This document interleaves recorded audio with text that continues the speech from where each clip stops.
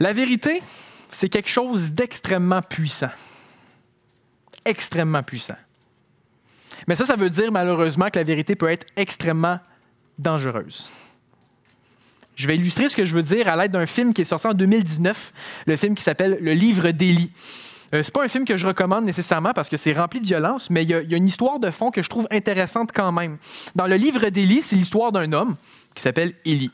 Et lui, Élie, il a un livre. Jusqu'à date, je ne vous ai rien appris de nouveau. Mais Élie, lui, il a un livre qui est bien spécial. C'est la Bible. Élie a la Bible, et le fait que Élie ait la Bible, c'est pas anodin. Parce que le film se passe dans une période futuriste. On est aux États-Unis, après une guerre nucléaire. Et pendant cette guerre nucléaire-là, les Bibles ont été brûlées. On s'est débarrassé de tous les textes bibliques. Ce qui fait que Élie ait la Bible dans cette situation-ci. On peut croire que c'est lui qui a la dernière Bible aux États-Unis, du moins. Et Élie, lui, a une mission.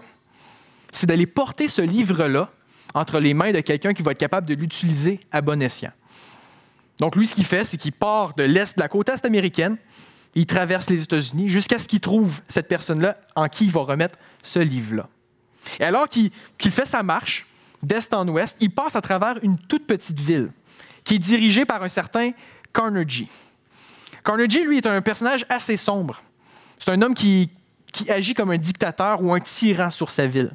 C'est un homme qui a soif de puissance et de pouvoir. Et son seul objectif, c'est d'agrandir son influence, d'avoir le contrôle de plusieurs villes, ou du moins d'avoir le contrôle sur des grosses villes. Lui, c'est tout ce qu'il veut. Et Carnegie apprend que Élie passe dans sa ville et que Élie a la Bible.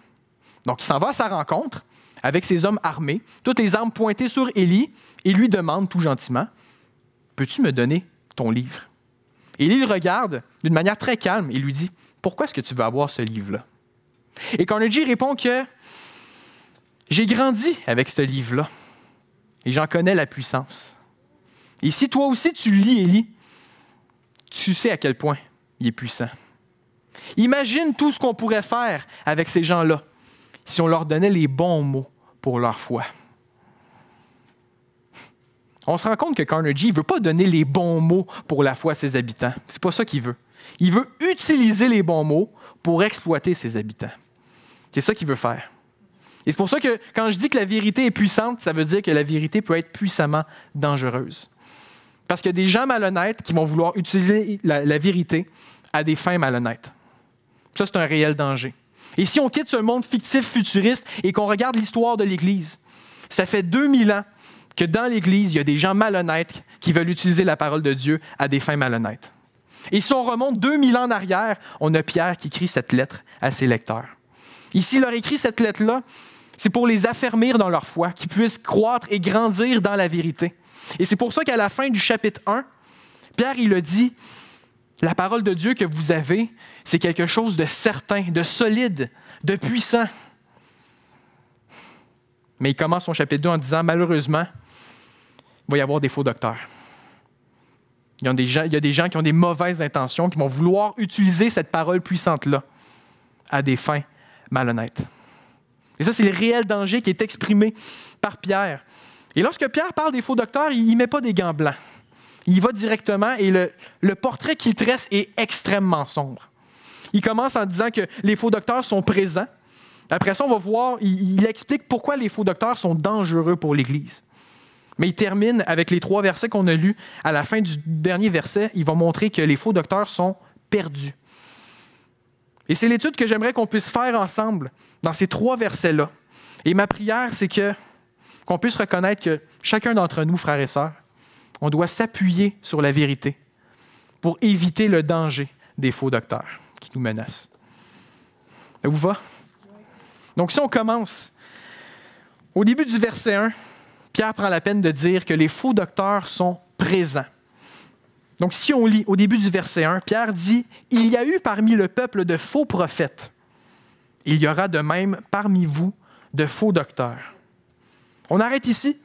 Pierre décide de faire une comparaison entre ce qu'on voit dans le peuple d'Israël dans l'Ancien Testament et ce qu'on va voir dans l'Église qui est annoncé dans le Nouveau Testament. Parce que dans l'Ancien Testament, lorsqu'on lit cette grosse partie de la Bible-là, on voit que Dieu s'adresse souvent à son peuple par l'intermédiaire des prophètes. Donc, des gens qui parlent au nom de Dieu, pas juste parce qu'ils sont intelligents, mais parce qu'ils ont reçu une révélation de la part de Dieu. Et ayant reçu cette révélation-là, ils sont capables de se tourner vers le peuple d'Israël et dire « L'Éternel, votre Dieu, vous dit ceci et vous dit cela. » C'est de même que Dieu parlait à son peuple d'Israël, du moins pour une grosse partie de l'Ancien Testament. Malheureusement, il y a des gens qui disaient parler au nom de Dieu, qui regardaient le peuple d'Israël et qui disaient « Dieu vous dit ceci, Dieu vous dit cela. » Vous voyez, il y a des nations qui nous menacent, mais ne craignez rien, Dieu nous réserve la paix. Puis, il y a des vrais prophètes qui regardent ces faux prophètes-là et qui disent « Mais non, Dieu s'en va nous déporter en captivité. Pas vrai que c'est la paix qui s'en vient. » Et Dieu pourrait regarder ces faux prophètes-là et dire « Je t'ai jamais dit ça. T'es qui pour parler en mon nom comme ça? » Et pourtant, le peuple d'Israël était mélangé envers qui il devait écouter et souvent on saisissait le message qui nous faisait le plus de bien. Donc les faux prophètes avaient une grande influence sur le peuple d'Israël, même si Dieu leur avait jamais révélé quoi que ce soit. Et ce qui est intéressant des faux prophètes, c'est que lorsqu'on lit l'Ancien Testament, c'est jamais un Moabite ou un Édomite ou un Égyptien qui se présente en Israël en disant « Voici ce que votre Dieu vous dit ». Non, c'était des gens d'Israël. C'était des Israélites qui se levaient au sein du peuple pour parler aux autres Israélites. Et c'est là le point que Pierre veut faire ici. Parce que de la même manière qu'il y a eu parmi le peuple de faux prophètes, Pierre avertit qu'il y aura de même parmi vous de faux docteurs. Parce que dans l'Église, ceux qui parlent au nom de Dieu présentent la parole de Dieu telle qu'elle a été révélée. Et nous, on les appelle les prédicateurs, on peut les appeler des enseignants. Pierre les appelle les docteurs, les gens qui savent des choses au sujet de Dieu et qui vont dire « Voici ce que Dieu dit dans sa parole ». Un peu comme les prophètes dans l'Ancien Testament. Mais là, Pierre, il dit, comme il y a eu des faux prophètes en Israël, il va y avoir des faux docteurs. Des gens qui disent parler au nom de Dieu, mais qui en réalité ne présentent pas ce que Dieu dit. Et là, ce que Pierre est en train de dire, c'est que ce danger-là, ce n'est pas comme un témoin de Jéhovah qui arrive ce matin, qui dit « Moi, j'ai un nouveau message à vous présenter aux chrétiens évangéliques. » On le regarderait et on dit « Ben non, on ne veut pas t'entendre. Tu peux retourner chez vous. On ne t'écoutera pas. » Pas comme s'il y avait un athée qui viendrait faire une conférence pour nous prouver que Dieu n'existe pas. Il n'y aurait pas de crédibilité ici. Puis c'est pas ça le danger dont Pierre parle. Pierre, il dit « Il y aura parmi vous de faux docteurs. » Donc, les faux docteurs, c'est des gens qui côtoient l'Église. Mais là, on peut se poser des questions. Ça peut être très troublant comme pensée, puis se demander, est-ce que les faux docteurs sont chrétiens? Si les faux docteurs peuvent être chrétiens, est-ce que moi, je peux être un faux docteur? Puis là, ce genre de questions-là peut être extrêmement troublantes, et j'aimerais ça juste mettre les choses au clair. Pierre n'est pas en train de dire que les faux docteurs sont des chrétiens. Jean, dans sa première épître, dit, il y a des gens qui vont se lever parmi vous, mais en réalité, ils n'ont jamais fait partie de notre groupe. C'est des gens qui côtoient l'Église. C'est des gens qui sont reconnus par les chrétiens comme étant chrétiens, mais qui en réalité ne le sont pas.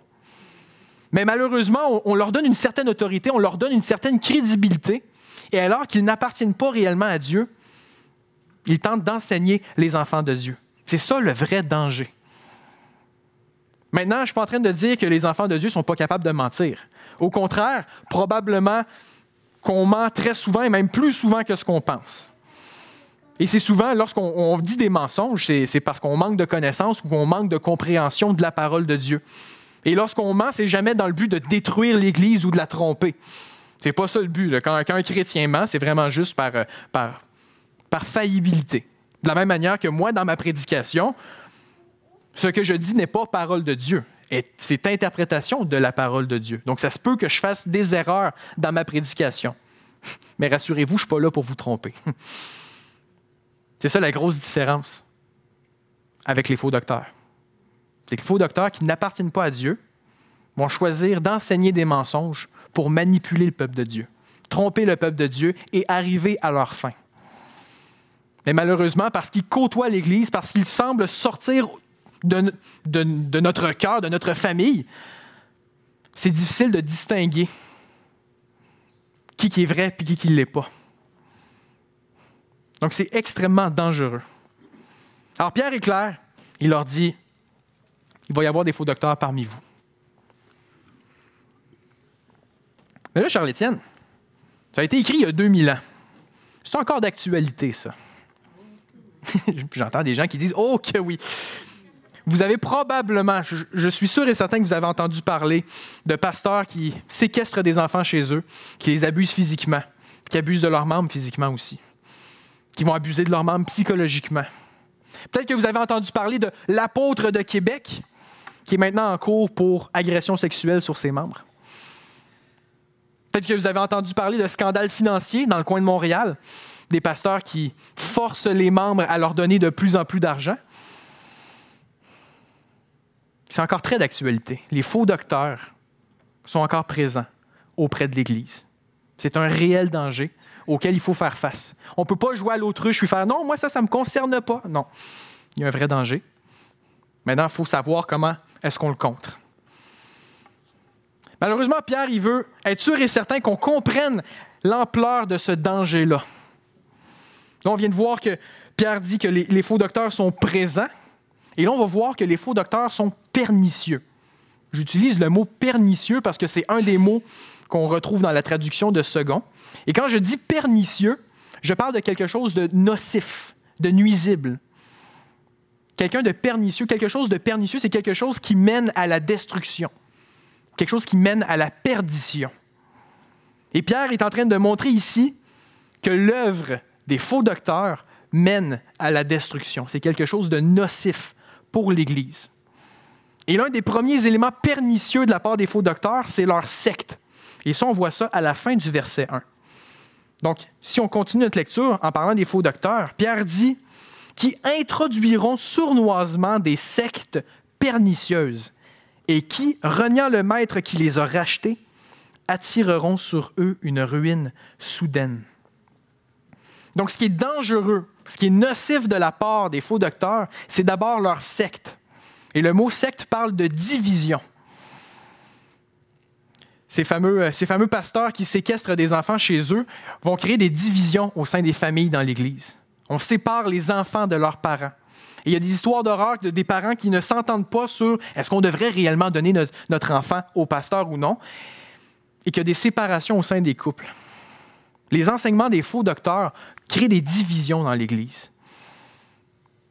Et ça, il n'y a rien de plus dangereux pour l'Église que d'être divisé. Mais le mot secte aurait pu aussi être traduit par opinion.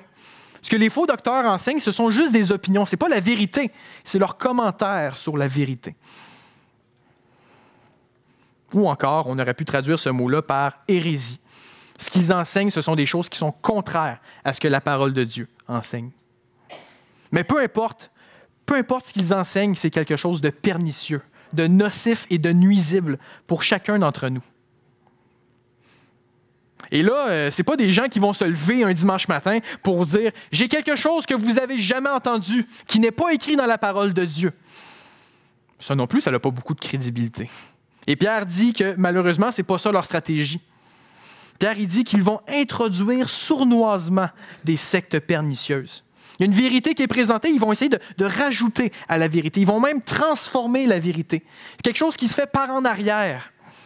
C'est un peu comme une épidémie. Si vous avez des enfants qui ont déjà été à l'école ou vous avez déjà travaillé dans une école, l'une des pires nouvelles qu'on peut entendre, c'est qu'on a trouvé des poux sur un enfant. C'est une nouvelle horrible, parce qu'on a beau avoir trouvé un enfant qui a des poux. La question qu'on se pose, c'est combien d'enfants qui ont réellement des poux? Puis là, il faut aller scruter la tête de chacun des enfants, il faut scruter la tête de chacun des enseignants, et là, lorsqu'on trouve des poux, il y a un traitement spécial à faire avec ce genre de personnes-là, et là, il peut y avoir une épidémie poux qui contamine l'école au complet. Mais ça prend combien d'élèves qui ont des poux? Ça en prend juste un. Ça en prend juste un pour partir une épidémie. De la même manière, les faux docteurs, ça prend un menteur qui introduit sournoisement son mensonge pour contaminer une église. Et lorsque les dirigeants de l'église découvrent ça, il faut aller scruter la tête de chacun des membres puis donner un traitement spécial pour être sûr de rétablir la vérité. J'exagère un peu l'illustration, mais tout ça pour dire que c'est un fléau, quelque chose qu'on ne voit pas voir l'influence. On n'est pas capable de voir d'où ça part, on n'est pas capable de connaître réellement les résultats au sein d'une église. C'est réellement dangereux. Et ces mensonges-là qui sont enseignés, Pierre va montrer que l'un des pires mensonges qui peut être enseigné de la part d'un faux docteur, c'est qu'il renie le maître qui les a rachetés. Il y a des faux docteurs qui vont se lever pour dire « Oui, Jésus nous sauve de nos péchés. » Mais on n'est pas obligé de se soumettre à son autorité. Des faux docteurs qui renient la seigneurie de Jésus. Ça, ce n'est pas un message qu'on entend souvent. Oh oui, Jésus, c'est notre sauveur, mais ce n'est pas notre Seigneur. C'est rare qu'on entend ça. Mais un message qui est de plus en plus populaire, c'est « Dieu vous aime ». Dieu vous aime tellement qu'il a envoyé Jésus pour pardonner vos péchés. Alors sortez et vivez librement, sans aucune culpabilité, parce que Jésus vous a pardonné. Ça, c'est un message qui est de plus en plus populaire à travers le monde. Et quelqu'un qui prend littéralement ce message-là peut se présenter un samedi soir dans un bar de danseuses et aller rejoindre l'église le dimanche matin sans aucune culpabilité. Là, je ne caricature pas, je n'exagère pas. J'ai déjà connu quelqu'un qui faisait ça pour de vrai. Il renie l'autorité de Jésus sur nos vies. Alors déjà, juste là, le portrait est extrêmement sombre. Mais là, Pierre prend la peine de rassurer ses lecteurs en leur disant « C'est tellement répugnant aux yeux de Dieu ce qu'ils enseignent que sans s'en rendre compte, les faux docteurs attireront sur eux une ruine soudaine. Dieu ne laissera pas les mensonges des faux docteurs impunis. Il ne laissera pas les sectes aller comme si de rien n'était. Alors qu'ils essayent de rejeter l'autorité de Dieu, ils s'approchent de son jugement. Il y a une ruine, une destruction qui leur est réservée parce qu'ils font quelque chose d'horrible aux yeux de Dieu. Alors Pierre rassure ses lecteurs en disant « Dieu s'occupe de cette situation-là. » Mais il faut juste comprendre, frères et sœurs, à quel point ça reste dangereux pour chacun d'entre nous. Donc, ils sont pernicieux à cause de leur secte. Et là, Pierre rajoute en disant qu'ils sont aussi pernicieux à cause de leur influence. Et ça, on voit ça au verset 2. Au verset 2, Pierre, il dit « Plusieurs les suivront dans leur dérèglement, et la voix de la vérité sera calomniée à cause d'eux. » Malheureusement, il y a plusieurs gens qui vont suivre les enseignements des faux docteurs. Des non-croyants comme des croyants. Pierre, il ne spécifie pas ici. Il y a des gens qui vont reconnaître l'autorité des faux docteurs et se soumettre à leur enseignement. Mais on est capable d'imaginer que quelqu'un qui rejette l'autorité de Jésus sur leur vie, c'est des gens qui sont livrés au péché. Des gens qui sont déréglés, qui vivent dans la débauche, dans l'immoralité, dans tout ce qui déplaît à Dieu. Et malheureusement, si on se soumet à ce genre d'enseignement-là, souvent on ressemble à ces personnes-là qui enseignent ces mensonges-là. Plusieurs vont suivre ces enseignements-là et vont malheureusement embarquer dans le dérèglement des faux docteurs. C'est ça que Pierre il dit ici. Des chrétiens qui vont vivre d'une manière qui est contre ce que la Bible présente, qui n'est pas selon la vérité. Et là, Pierre il dit que le résultat de ça, c'est que les croyants sont loin de la vérité. Ils vivent dans le dérèglement. Eux qui peuvent être pardonnés et purifiés par Jésus-Christ, ils choisissent de le vivre comme bon leur semble. Et non seulement ça vient infecter les croyants, mais ça a un impact aussi sur les non-croyants parce que la voix de la vérité sera calomniée à cause d'eux. Lorsqu'il y a des gens à l'extérieur de l'Église qui vont essayer de comprendre c'est quoi la vérité telle que présentée dans la parole de Dieu, ils ne seront pas capables de la saisir. Ou bien, le message qui est enseigné n'est pas conforme à la vérité. Donc, n'importe qui entend ce faux message-là ne peut pas entendre le vrai message. Ou bien encore, les gens disent des choses, mais vivent autrement. Et ça crée des hypocrites. Alors, les gens qui regardent ça de l'extérieur voient des églises remplies d'hypocrites. Et c'est loin d'être attirant. Et c'est loin de la vérité transformatrice de l'Évangile. Et pourtant, plusieurs suivront ces faux docteurs-là dans ces dérèglements-là. Donc, on voit le danger des faux docteurs pour chacun d'entre nous. Parce que non seulement ça a un impact sur les gens dans l'Église, mais ça a un impact aussi sur les gens à l'extérieur de l'Église. Une épidémie qui va beaucoup plus loin que juste l'école. Comme si l'épidémie retournait chez les parents, dans les familles, dans le voisinage ou peu importe. C'est une vraie crise dont Pierre essaye d'avertir ses lecteurs. Faites attention aux faux docteurs.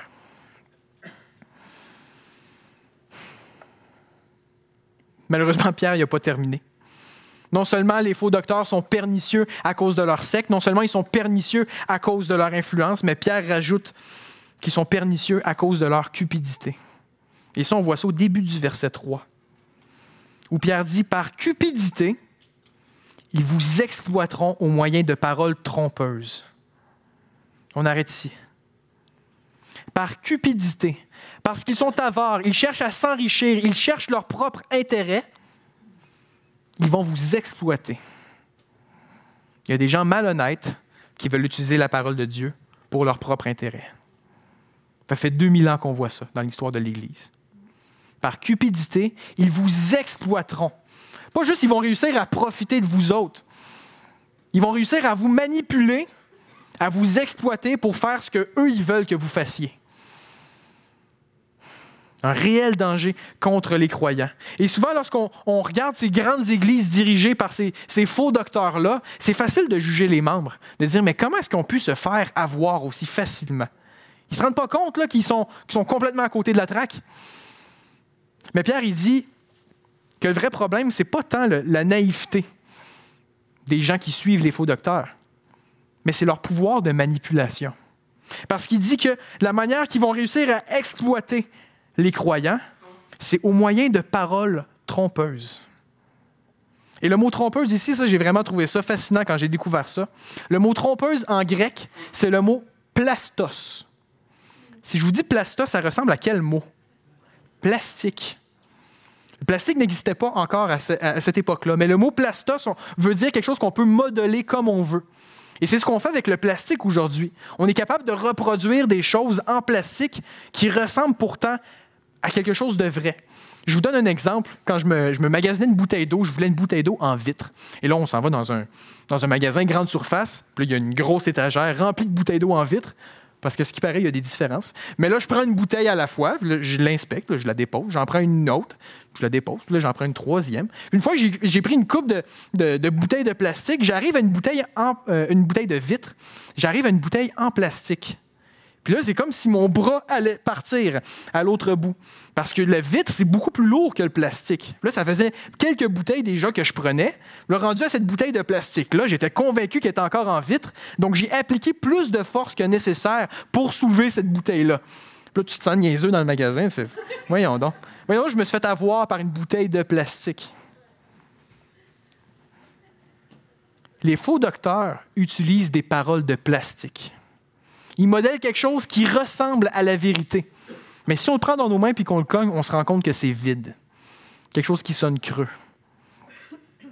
Ils utilisent des paroles, ils modèlent la vérité. Ils vont souvent utiliser les mots de la Bible. Mais ils vont en changer le sens. Ils changent la signification des mots.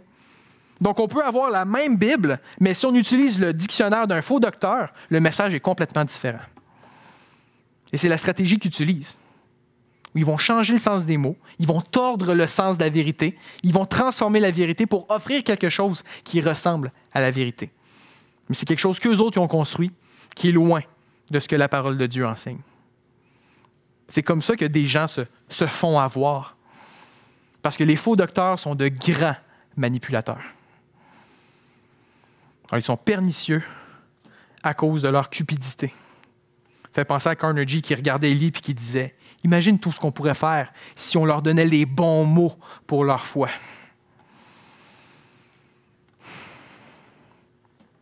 Le portrait est sombre, voire un peu décourageant. Parce qu'il y a une réelle menace qui pèse sur l'Église. Et lorsqu'on regarde ce que des faux docteurs ont réussi à faire pour l'Église ou contre l'Église, on peut être révolté.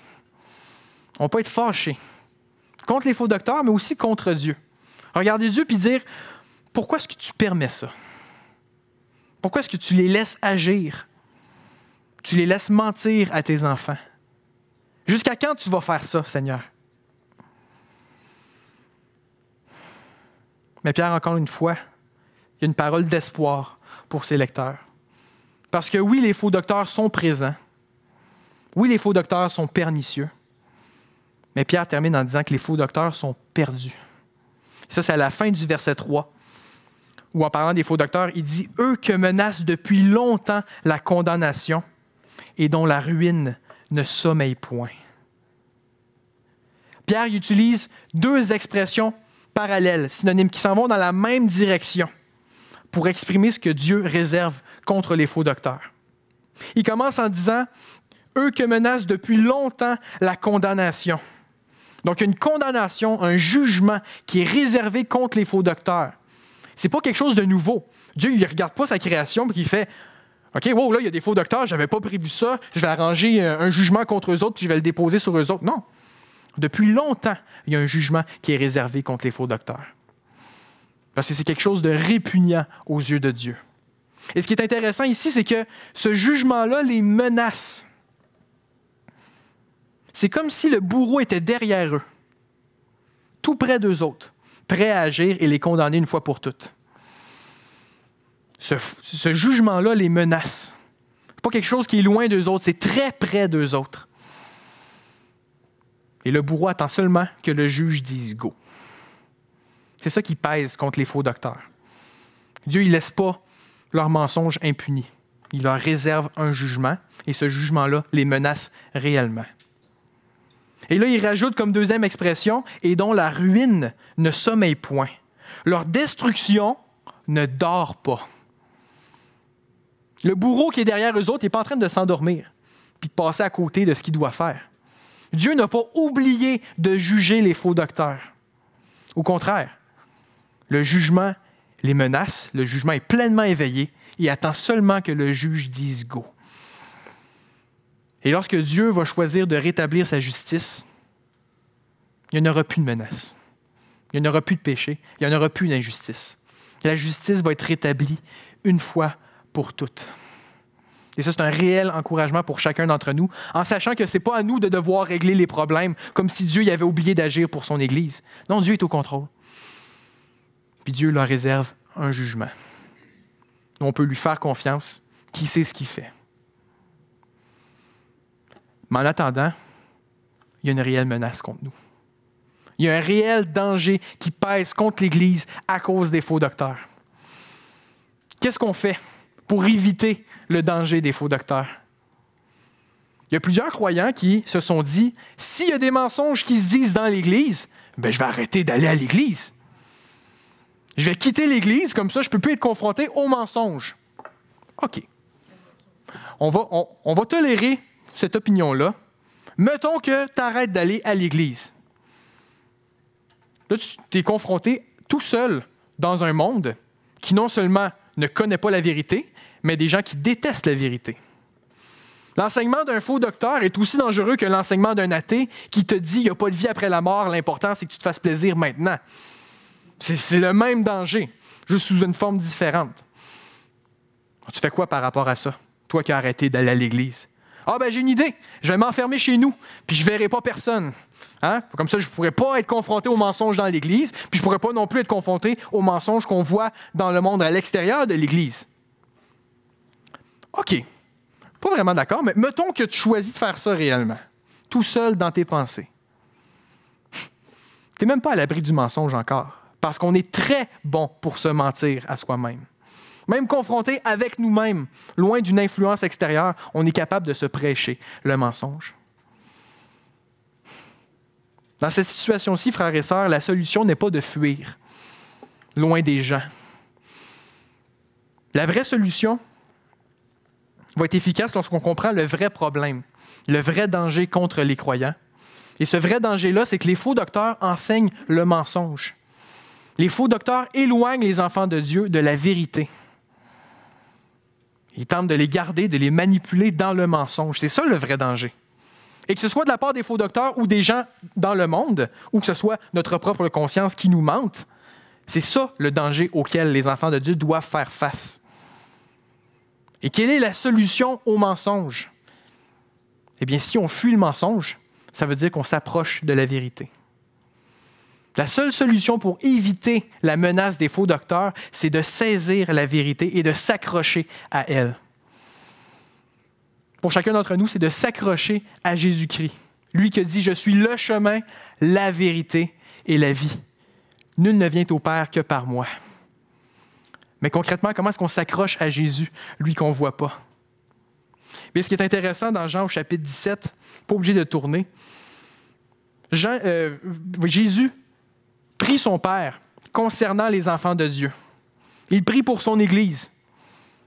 Il demande à son Père, sanctifie-les par la vérité. Et il continue en disant, ta parole est la vérité.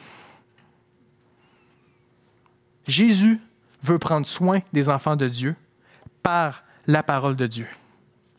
C'est ce que Jésus nous laisse pour qu'on puisse connaître la vérité.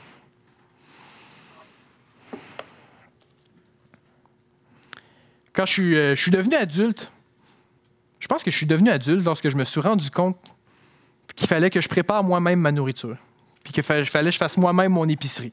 Hein? Là, c'est plus maman qui prépare les repas le soir, c'est moi qui dois faire ça tout seul, comme un grand. Et c'est une réelle préoccupation qu'on doit avoir sans cesse. Lorsqu'on prépare notre épicerie, on s'assure d'avoir assez de nourriture pour ne pas mourir de faim. C'est une réelle préoccupation qu'on a. Et c'est une bonne préoccupation, sinon on meurt de faim. Mais dans Deutéronome, Dieu dit « L'homme ne vivra pas de pain seulement, mais de toute parole qui sort de la bouche de l'Éternel. » Est-ce qu'on a cette même préoccupation d'être nourri spirituellement? Est-ce qu'on cherche à se nourrir de la vérité qui est présentée dans la parole de Dieu? Ou est-ce qu'on attend toujours qu'il y ait quelqu'un qui nous donne les bons mots pour notre foi? Voyez-vous le danger? Si on attend toujours après quelqu'un d'autre, qui est cette personne-là?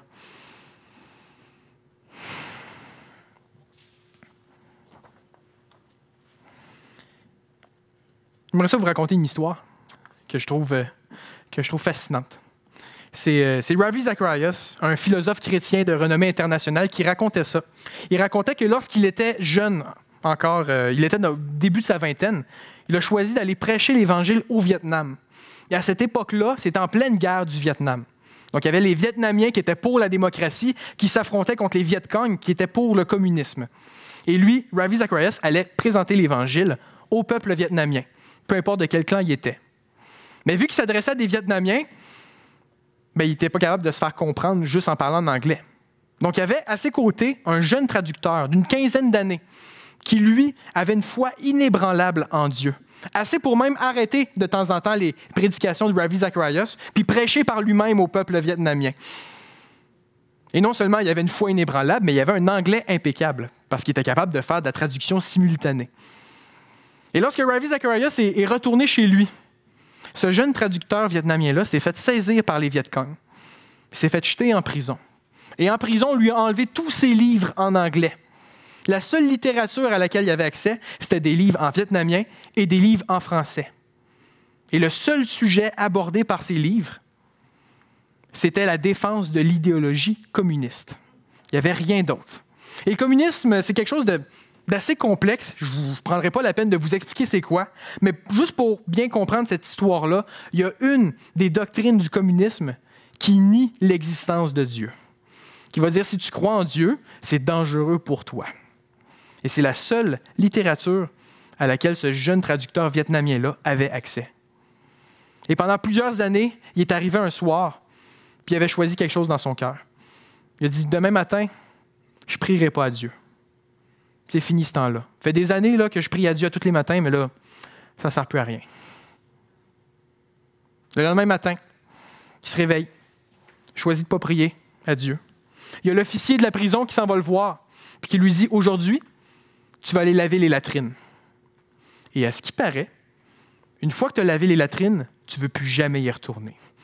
Parce qu'il n'y a rien de plaisant à laver les excréments de d'autres êtres humains. Et c'est ça le travail qu'on lui demandait de faire pendant toute une journée.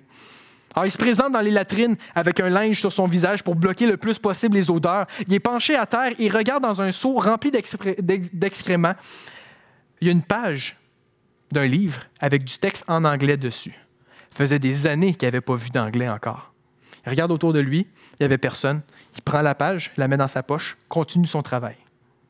Quand il est retourné le soir dans sa cellule, il a pris la page, il a enlevé les excréments dessus. Il s'est rendu compte que c'était une page de la Bible. C'est une histoire vraie, je raconte rien, j'invente rien ici. Là. C'est une page de la Bible et la référence en haut de la page, c'était Romains 8. Alors qu'il a lu cette page-là ce soir-là, il est arrivé au verset 28 de Romains 8. qui dit que toute chose concourt au bien de ceux qui aiment Dieu, de ceux qui sont appelés selon son dessein. Ce soir-là, il a prié son Dieu. Puis lui, il a dit, « Seigneur, tu ne m'as même pas laissé 24 heures tout seul. J'avais choisi de te rejeter pour toujours, puis par ta parole, tu montres que tu me tiens, puis que tu prends soin de moi. » Le lendemain matin, il s'est réveillé, il a prié son Dieu, il a été voir l'officier de la prison, puis lui a dit, « Aujourd'hui, j'aimerais ça aller laver les latrines. » Il s'est rendu compte qu'il y avait un gardien de prison qui utilisait une Bible comme papier toilette. Alors, jour après jour, il retournait dans les latrines, aller rechercher une nouvelle page de la Bible. Il ramenait ça tous les soirs. Il enlevait les excréments de dessus la page de la Bible et à tous les soirs, il passait un temps avec son Dieu dans sa parole.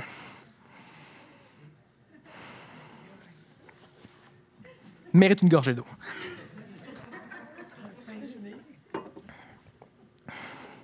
Frères et sœurs, c'est quand la dernière fois qu'on a dû enlever des excréments des pages de nos Bibles pour lire le contenu? La vraie question qu'il faut qu'on se pose à chacun d'entre nous, soyez bien attentifs, la vraie question qu'il faut qu'on se pose à chacun d'entre nous, c'est qu'est-ce qui m'empêche de passer du temps avec mon Dieu dans sa parole? Qu'est-ce qui m'empêche réellement de passer du temps avec mon Dieu dans sa parole? Et quand on est capable de répondre à cette question-là, on vient de trouver l'un des plus grands combats spirituels de notre vie. Qu'est-ce qui m'empêche de passer du temps dans la parole de Dieu? Parce que lorsqu'on se tient auprès de Jésus dans sa parole, on se rend compte à quel point Dieu est grand, Dieu est puissant. On se rend compte que Dieu, il regarde les faux docteurs, il regarde les mensonges qui circulent sur la terre. Il ne laissera pas ça impuni. En fait, dans la parole de Dieu, on voit que Dieu ne laissera aucune injustice impunie. Un jour, il va venir rétablir la justice une fois pour toutes. Quand on passe du temps auprès de Jésus dans sa parole, on se rend compte à quel point Dieu nous aime. Il nous aime tellement qu'il a envoyé son Fils payer pour la condamnation de nos injustices. Et parce qu'on croit en Jésus, il n'y a plus rien, il n'y a plus aucun péché qui nous sépare de Dieu. Et on a un libre accès à son trône de grâce pour l'éternité. Quand on passe du temps auprès de Jésus dans sa parole, on réalise que Dieu ne promet jamais qu'on va éviter l'épreuve ou les souffrances. C'est écrit nulle part, ça, dans les pages de la Bible. Alors, quand les difficultés arrivent dans nos vies, on n'est pas surpris. Mais on sait que Dieu promet une chose, par exemple. C'est que lorsqu'on lui appartient, il n'y a rien qui peut nous dérober de sa main. Lorsque Dieu nous prend dans ses mains, il n'y a aucun mensonge, aucune injustice, aucun mal qu'on peut nous faire qui va nous permettre de nous enlever de sa main. Quand on lit sa parole, on l'entend nous dire « Je te tiens, je te garde dans mes bras pour l'éternité. » Encourageant, hein? Mais prenons pas pour acquis que mes paroles sont la vérité. Allons les chercher par nous-mêmes dans la parole de Dieu. Parce que c'est le moyen que Jésus nous a donné pour prendre soin de notre foi et nous garder dans la vérité. Prions.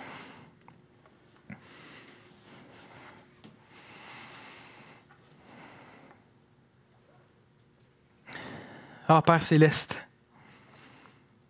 merci de prendre soin de nous. Merci de veiller sur nous. Merci parce que tu es un Dieu parfait. Alors quand tu dis quelque chose, on sait que c'est la vérité. Et merci parce que ta parole a été mise par écrit. On y a accès aujourd'hui dans notre langue. Et Père, tu nous places dans un pays, dans une province qui nous donne la liberté de lire cette parole-là. Et Seigneur grand Dieu, tu nous parles à travers elle. Tu prends soin de nous à travers les Écritures.